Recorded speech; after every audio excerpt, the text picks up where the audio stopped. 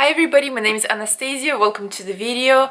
I'm a bikini competitor. I competed for 2 years. I've done 6 shows or 7 shows. So I'm about to start my new season of bikini prep, and I wanted this video to help you to prepare yourself for the bikini prep. I'm sorry about my weird hair. I was just grocery shopping and had the idea of this video, so I decided to film it right away. First of all, you might think it's quite strange to prepare yourself for bikini prep, but what I found before is that you usually just jump into bikini prep straight away. You change your lifestyle quite dramatically, especially if you're a new competitor. Of course, I'm in no way too experienced. I can't call myself a veteran of the industry, but I've done 2 bikini preps so far, and I've noticed a few things that I could have done before starting a bikini prep that would have helped me as well. First tip I will suggest is to make your food more bland before you start your prep, because if you go from very flavorsome diet of every day straight into strict, I don't know, chicken and rice or whatever you would be told to eat by your coach, you will find it quite depressing, miserable, and so on. Of course, you can invest in spices, and that's not a problem to season your food when you're on prep, but generally speaking, prep food is quite bland. Even if it fits your macros, what I do personally, of course you can squeeze any other food, but usually tasty food takes a lot of macros. So even if you do have a bit of chocolate, a bit of something tastier, you will unfortunately be left with just plain food for the rest of the day. Try to introduce more plain meals to your diet before you start your prep, at least once in a while, so that you don't get a big of a shock. One thing that I personally haven't faced, but I've seen a few girls who did, having a bit of a FOMO, fear of missing out, so to say, when you're in bikini prep. Especially people who are very sociable, who, let's say, going out all the time with friends, and then you will feel quite isolated in your prep because, of course, you can't really go out, you can't really drink, and even if you do go out for meals with your friends, it will never be the same. You probably won't have much energy to do that. So before you start your prep, I would say go socialize so much that you literally feel like you need a break from all of your friends. I do feel that during my last 2 years of competing, some friends didn't really understand what I was doing, so naturally we just drifted apart, and that is okay. But also I discovered many more friends, of course, from the competing world, from following other people on Instagram. And this is another great tip. Try to find the show that you're doing and connect with girls, boys, doesn't matter. Also on Instagram, just try to follow them, because whenever you're doing your prep, you don't want to feel alone. Even if you're physically alone in your house and you just go to work, you go to the gym, you will feel quite isolated. But at least whenever you're on your phone, you will see like-minded people going through the same problem and giving each other tips. I did say that you should introduce more plain meals to your diet, but one thing I decided to do this time, during my off-season, I haven't had broccoli for pretty much the whole summer.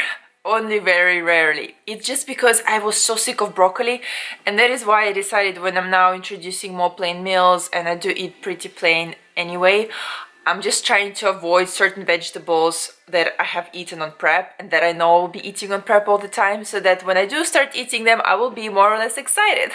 So even if you're trying to clean up your food before starting the prep, do eat vegetables that you probably won't be able to eat on prep, or something unusual, just something different. Sorry about the fireworks, it's a bonfire night tonight in London. I think one of the biggest mistakes I've done in the last 2 years is that I used to eat so much right before my prep started, because I had the mentality of, okay, I will start dieting, so this is my last chance to eat every single thing I see in sight, and I'll just do a cheat meal every single day. But what happens is that you actually put on a few extra pounds, and you might be like, no, it's just water weight. Nope. Fat does add up pretty quickly on your body. You'll just make your prep that much harder. Even if you put on, I don't know, just a pound of fat during the last couple of weeks before starting your bikini prep, it will be much harder. You will really beat yourself up. I know that last time when I was heavier than my usual weight, I was really struggling to lose it, and it just made me regret every single brownie I ate, everything. And this summer it's even worse, because I went completely overboard. So right now, before I start my prep in a few weeks, I'm really trying to ease myself into it, because another thing that causes a lot of hormonal problems, like losing your period, is just general stress of the body, of losing too much body fat too quickly. I know that last year, for example, when I was doing my prep, I had much less body fat to lose, and my period was gone for probably 45 days, and this summer it was gone for 100 days. Again, because I just have this little time to lose this much body fat, and it's when it's all compressed and you work out harder and you diet harder, your body just does not react well to it as a woman. And of course you will get your period back, it's not a problem, but I'm just saying, don't make your prep harder because it will be hard anyway. So if you know that you're going into prep, just try to ease into it. Don't go binging and then deciding, okay, from Monday I'm starting my prep. Because of course what happens with binges and having too many cheat meals is that your palate gets used to it, your sugar levels are all over the place, and then when you start your prep you'll just feel like it's a life sentence. And you never want to feel this way about prep. And I know it's never easy, but at the same time you should be excited because it's a new challenge, especially if you're a new competitor. It's such an amazing opportunity to just challenge yourself, test your discipline. A bit of a serious one, before you start your prep, I would suggest finding a few extra income sources, because of course competing is quite expensive and you might occur any additional costs that you never expected. For example, something will happen with your bikini, or you need more shoes, or you need more makeup. And of course as a girl it's much more expensive to compete. Or for example, you do a show, you didn't place really well, and then there will be another show a week after, but it will cost another quite substantial amount because of course you need to pay entry fee, makeup, hair for the other show as well. So I would say try to either save up before you start your prep or find additional income sources. Just find some extra money, because one of the biggest challenges of prep is extra stress from your other factors of your life. I know myself, whenever I had really stressful weeks from external factors, it could be family issues or just money again, same worries, or anything else, just, you know, maybe some arguments with my friends. I know those weeks I didn't perform well in the gym, I didn't sleep well because I was just worrying it in my head. And whenever you don't sleep well, you don't lose as much fat as you should be because your body is not resting enough, and it just becomes too stressful for your body that is already dieting and going through a lot of exercise. So I would suggest to save a bit of money and also try to think of any extra stresses that can happen in the next 12 weeks. That's like a usual prep time. And anything that you need to do, just do it before prep, because the last thing you want on your prep is filing tax return, booking something stressful.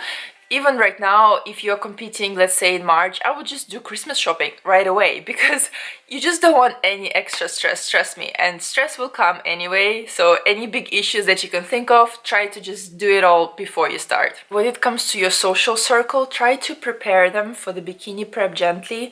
Even if it's your first prep, even if you don't know what to expect yourself, just try to somehow gently tell them that you won't be around as much, because again, there can be some tension issues between your friends who will be upset that you're not spending time with them. Same with family members. Just say to everybody, this is my selfish time, this will be my 3 months of just doing me. And that is okay, you know. I think being selfish is really not a bad thing, because in the end of the day, bikini prep is not the worst thing you can be doing in a selfish manner. It's not like you're locking yourself in the basement for 3 months and drinking your sorrows away. So just be kind with people around you, prepare them, but also don't feel guilty, and just think in advance that you will have to say no quite a lot, and that's okay, because real friends will stick around no matter what. Something that really helped me in the last 2 years is to have extra hobby that keeps your mind occupied from actual bikini prep. For me, that was YouTube. I'm so grateful that I have a little community here of people who are watching my videos and other bikini girls. And it also gave me something to do on those days when you have not much energy, and let's say you've done all your work, and sitting in front of TV and just going through the motions of watching the shows and getting bored occasionally is just not the thing you want to have. So for me, editing videos was the amazing outlet to just occupy myself, do something creative, do something fun. And it's also you learning about yourself. So I encourage you strongly, if you're starting your bikini prep, maybe try to film some videos. You don't even have to put them up. Maybe just do it as a diary for yourself, because whenever I'm watching my old bikini videos, I'm kind of getting inspired by myself. I'm like, if I've done it before, I can do it again. But at the same time, everybody's journey is so different, and I know there are plenty of channels nowadays that offer, you know, advice on how to do bikini prep from different points of view. But again, everybody's journey is different, everybody is different. Some people have certain health issues, some people have certain body types that they relate better to. So don't be shy and just do it. I still sometimes get really awkward whenever people tell me they watched my videos about bikini preps. I'm like, okay, but that's okay. But if you're not into making videos, maybe start a blog where you can document your journey. And And of course, you can take on any other hobbies completely unrelated to social media. We do some language classes, even though your brain will be pretty foggy during some parts, or I don't know, something arty or something more beauty, learn about makeup. That's something I really want to do because I want to attempt to do my own stage makeup this time, but I'm terrible at makeup, so this will be another challenge.